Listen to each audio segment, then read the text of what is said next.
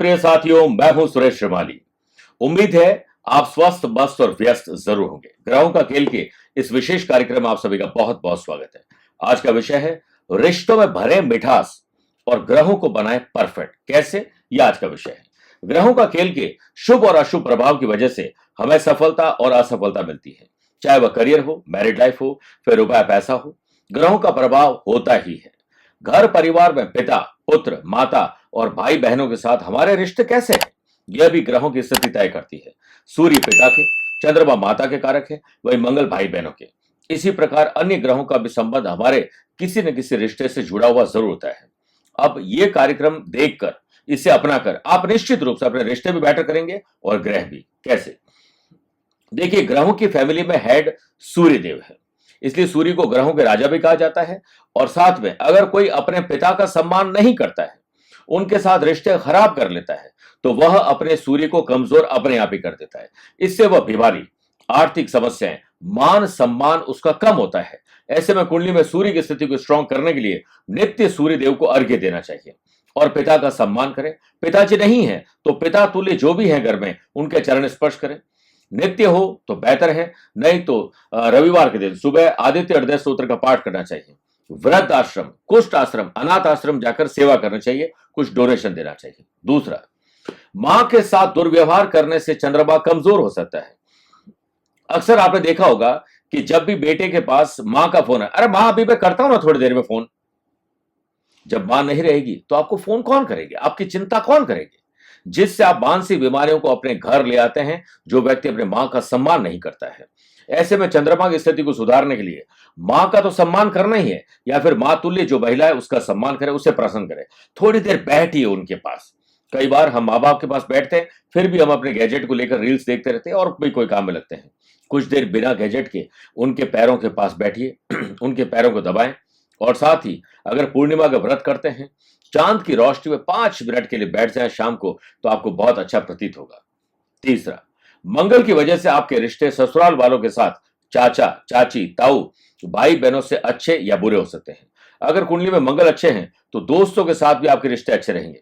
यदि मंगल मजबूत नहीं है तो ये सब रिश्ते खराब होंगे। साथ ही खुशहाल जिंदगी चाहते हैं तो आपको हनुमान जी की आराधना करनी चाहिए। इसके लिए सबसे बढ़िया है आंख धतूरा, जो शिव जी को चढ़ाया जाता है। उसमें जो आंकड़े का पौधा है, उसके 2 फूल लगते हैं, एक बैंगनी एक सफेद। तो सफेद पुष्पों की माला लाल रंग के धागे में बनाकर अगर हनुमान जी को चढ़ाई जाए तो इन लोगों से रिश्ते आपके ठीक हो सकते हैं। अगला है बुध। बुध भी भाई बहन, मामा मामी, नाना नानी और साथ में आपके इंटेलिजेंस, आईक्यू और ईक्यू लेवल के कारक बनते हैं। इसलिए अगर ये खराब है तो आपकी जुबान खराब रहेगी, क्योंकि जुबान के कारक भी बुध माने जाते हैं।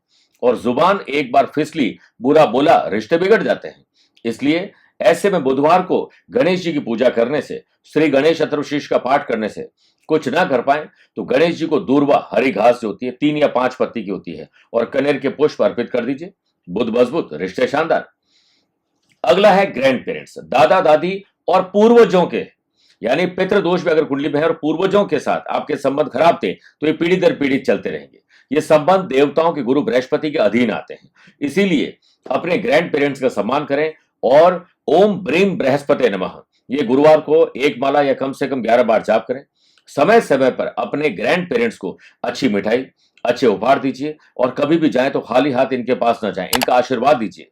और कभी भी ग्रैंड पेरेंट्स के पास जाएं, किसी बड़े बुजुर्ग के पास जाएं, आप ये करके देख लीजिए, मजा ना आए तो बता दीजिएगा।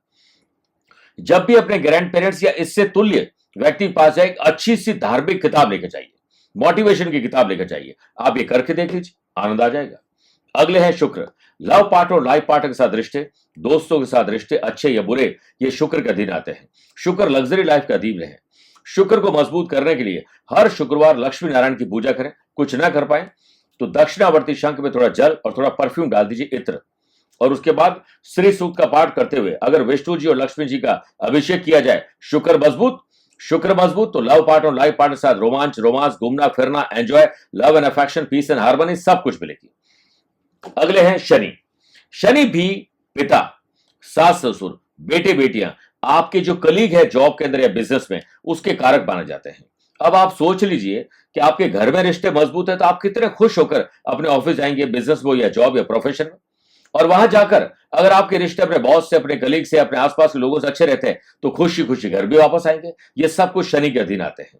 इसलिए शनिवार को काली चीजों का आपको दान करना चाहिए। इसके अलावा कभी भी आप थोड़ा सा रुपया पैसा निकालिए, सर्द मौसम है, किसी गरीब, अपाहिज या दिव्यांग व्यक्ति को या जो भी जरूरतमंद है उसे कंबल बांट दीजिए। अक्सर हम लोग कंबल इसलिए नहीं बांटते हैं क्योंकि हम ये सोचते हैं कि वो भिखारी है, वो कंबल बेच देंगे। कोई ना कोई तो ओढ़ेगा कि सभी बेचते रहेंगे जिंदगी में। वो क्या करता है ये आपका काम नहीं है, आपका काम है उसे उड़ाना, उसे देना।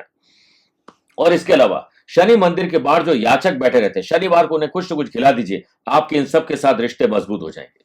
अगले ग्रह है केतु। केत छुड़ावे खेत। केतु अगर खराब हो जाए तो घर छुड़वा देते हैं, शहर, राज्य, देश भी छुड़वा देते हैं, संबंध तोड़वा देते हैं। नाना पर केतु का अधिकार होता है। राहु का संबंध दादा से भी होता है, ससुराल पक्ष से भी जुड़ा होता है। अगर इनसे आपके संबंध खराब है, निश्चित मानिए आपके राहु केतु खराब रहेंगे। आपकी कुंडली में पितृ दोष हो सकता है, श्रापित दोष हो सकता है, वो राहु केतु की वजह से और शनि की वजह से होता है।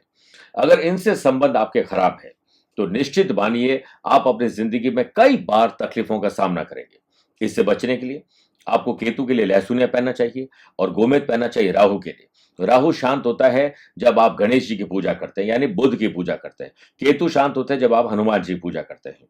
इससे पूजा करने से आपके इनके साथ संबंध अच्छे रहेंगे और जीवन में आकस्मिक धन लाभ और तरक्की के नए मौके मिलेंगे। प्रिय साथियों, अगर आप चाहते हैं कि ऑफिस में सब अच्छा रहे, लोग आपकी प्रशंसा करें, तो आपको शनि, राहु और केतु इन तीनों ग्रहों को प्रसन्न रखना चाहिए। ऑफिस में सहयोगियों को महीने में 2-3 बार जब भी हो मिठाई, नमकीन कुछ खिला दीजिए। अपने पास कुछ ऐसी चीज रखिए जो कभी भी किसी को खिला दे। कुछ ना कर पाए तो जो सफाई कर्मचारी होते हैं, ये याद रखिएगा, बहुत इंपॉर्टेंट बात है। सफाई कर्मचारी, आप रेलवे स्टेशन जा रहे हैं, आप एयरपोर्ट जा रहे हैं, वहां टॉयलेट यूज कर रहे हैं, आप जो टॉयलेट की साफ सफाई करता है उसके 50-100 रुपए जो आपकी जितनी सामर्थ्य है वो आप एक बार दे के देखिए। कोई नहीं देता उन्हें, ये आप दे के देखिए, शनि आपके शानदार हो जाएंगे। मन की गांठें खोलकर, रिश्तों में मिठास घोलकर आप ग्रहों को अपने सकारात्मक असर देने वाला और रिश्तों में मजबूती लाने वाला सब कुछ काम कर सकते हैं। बस जो मैंने बताया उसे अनुसरण करिए, आपकी जिंदगी बेहतर होगी। और एक बात याद रखिएगा, जिंदगी को भगवान ने जीने के लिए भेजा है, कोई काटने के लिए नहीं भेजा है।